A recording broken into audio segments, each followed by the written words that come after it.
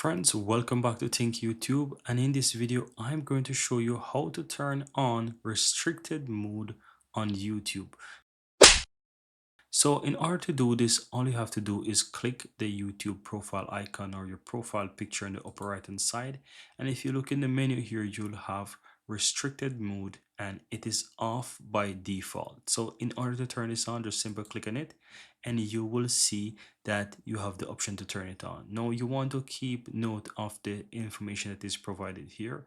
It says this helps to hide potentially mature videos, and it says no filter is 100% accurate. So they're trying to tell you that it's not going to be 100% accurate, so don't just think that everything is going to be all restricted when it comes to mature videos. As well, you can see here that it only applies to this browser. So if you turn this off, not because you turn it off on your profile, it means that if you go to your phone, if you goes to a different browser, even though you log into your account, it will work. It will not. So it's only working for this specific browser that you have here. But in order to turn this on, just simply click on here, and from now you will see that it is in restricted mode. So if you click back your profile again, you will see that restricted mode is on.